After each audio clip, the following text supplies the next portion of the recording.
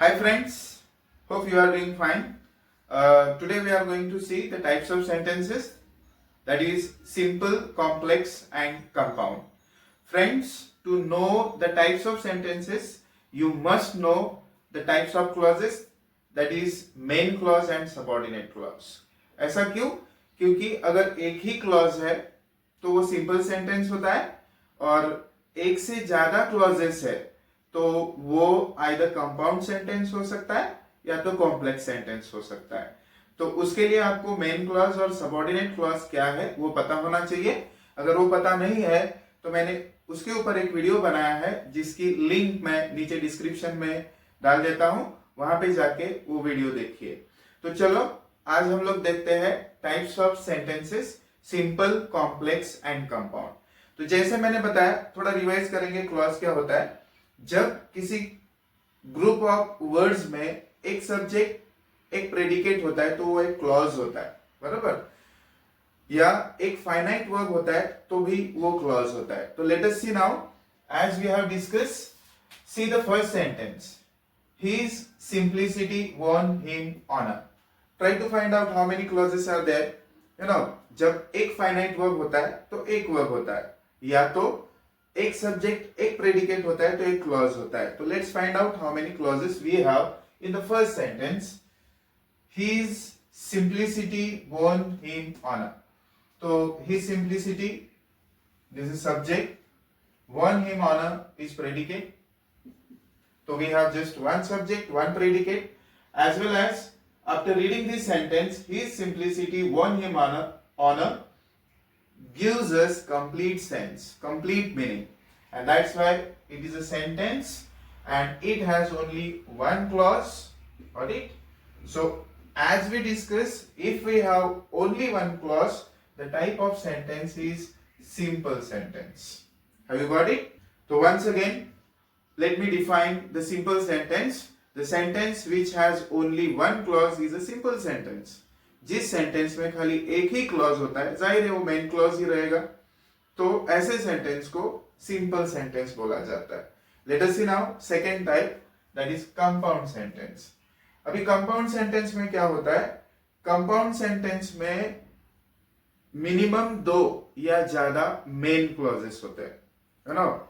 जिस सेंटेंस में दो या ज्यादा मेन क्लॉजेस होते हैं, ऐसे सेंटेंस को कंपाउंड सेंटेंस बोला जाता है. तो accordingly late us see the second sentence.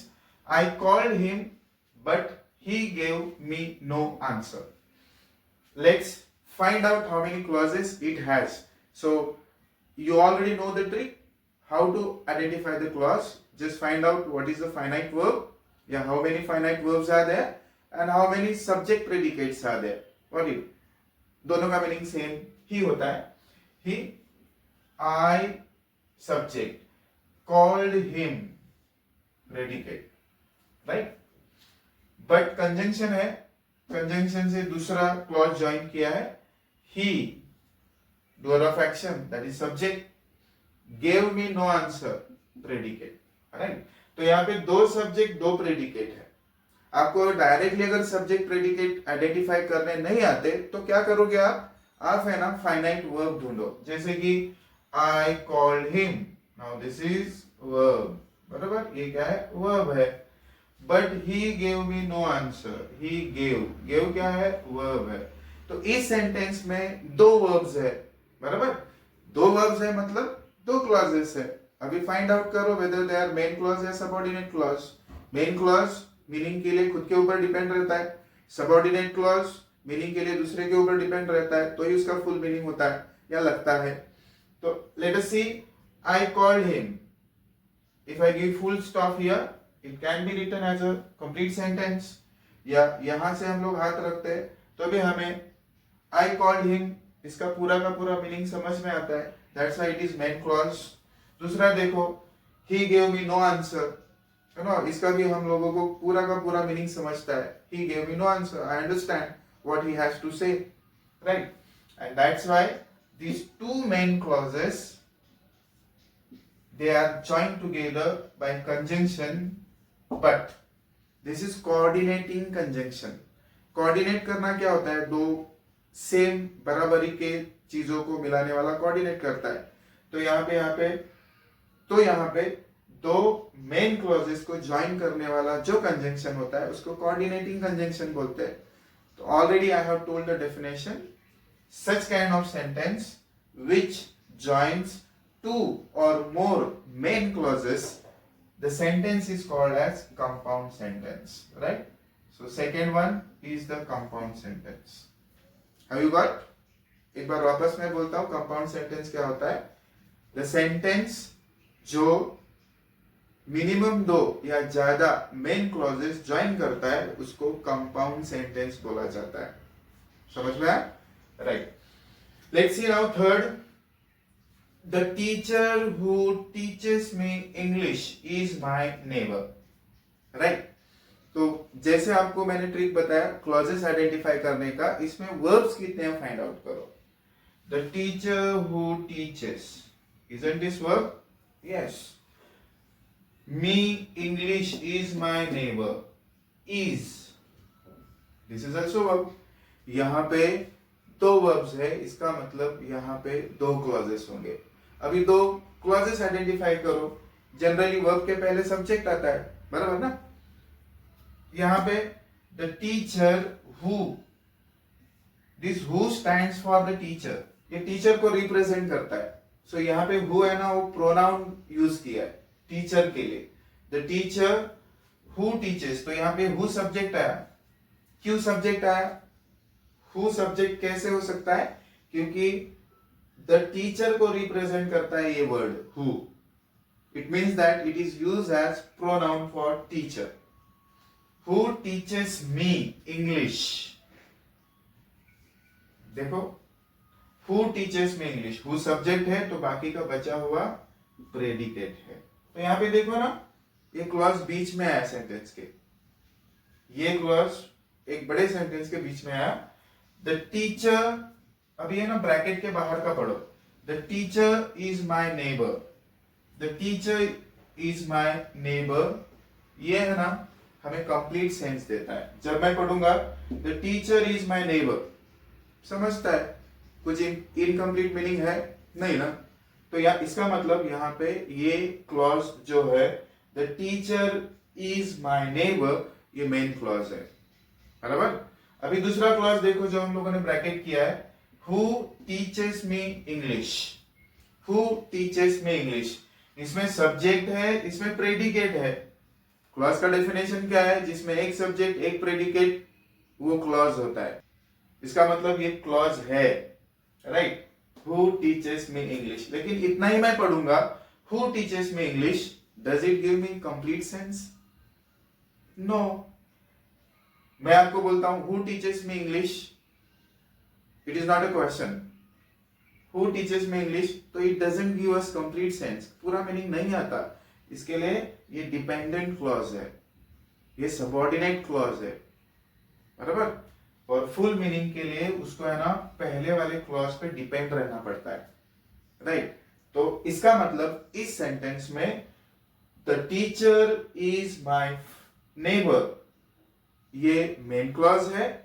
Who teaches me English, ये सबऑर्डिनेट क्लॉज है जो पहले वाले क्लॉज पे the teacher is my neighbour पे डिपेंड है फॉर इट्स फुल मीनिंग।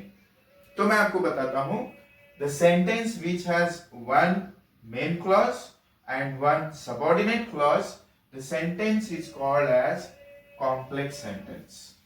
दोस्तों इसमें ना एक से ज्यादा भी सबऑर्डिनेट क्लॉजेस हो सकते हैं, यू नो।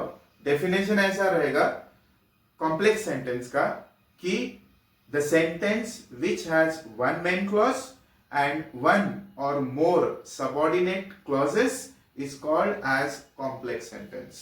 हिंदी में बताता हूं, ऐसा सेंटेंस जिसमें एक मेन क्लॉज होता है और एक या अधिक सबऑर्डिनेट क्लॉज या क्लॉजेस होते हैं, उसको हम लोग कॉम्प्लेक्स सेंटेंस बोलेंगे। Hope you have understood simple, compound and complex. चलो प्रैक्टिस के लिए और दो सेंटेंसेस है वो देखते हैं। My heart jumps up when I see rainbow in the sky. My heart, subject, jumps, verb, up. When I see a rainbow in the sky. See verb, I subject, right. तो यहाँ पे भी हम लोगों को पता चलता है कि दो क्लॉजेस है, सब्जेक्ट वर्ब, राइट। तो माई हार्ट जंप अप, ये मेन क्लॉज है। When I see a rainbow in the sky, देखो ये ना सबऑर्डिनेटिंग कंजंक्शन है। व्हेन डब्ल्यूएच वाले हर एक वर्ड्स जो हम लोग सेंटेंस में यूज करते हैं एज अ कंजंक्शन, वो सब सबऑर्डिनेटिंग कंजंक्शन है। सबऑर्डिनेटिंग कंजंक्शन क्या करता है, एक मेन क्लॉज और एक सबऑर्डिनेट क्लॉज को ज्वाइन करता है। तो याद रखिए डब्ल्यूएच वर्ड वाले जितने भी कंजंक्शन हम लोग दो क्लॉजेस को ज्वाइन करने के लिए यूज करते हैं, वो सबऑर्डिनेटिंग कंजंक्शन होते हैं। जैसे यहाँ पे हु हम लोगों ने यूज किया सेंटेंस नंबर 3 पे। Now it works as a subject here, that's why we cannot omit, like coordinating conjunction we have omitted from the clauses, right। तो यहाँ पे ये है ना वो क्लॉज का पार्ट होता है।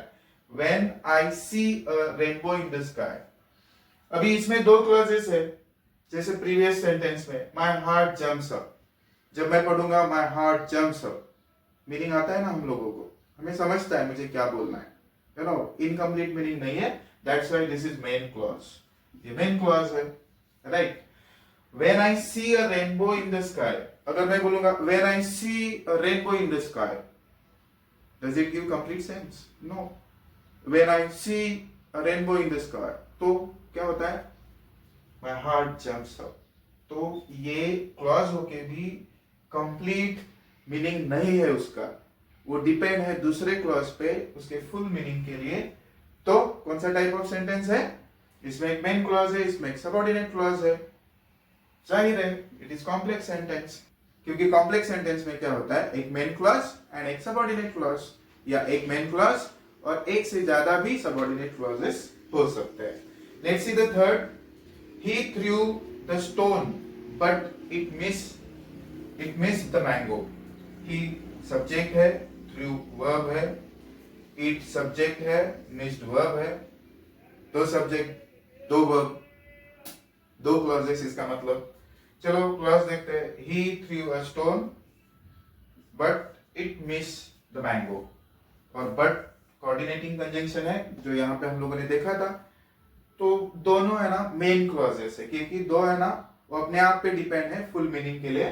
ही threw the stone, we get the meaning, it miss the mango, we get the meaning, and that's why here two main clauses are joined together by coordinating conjunction, but and that's why it is compound sentence.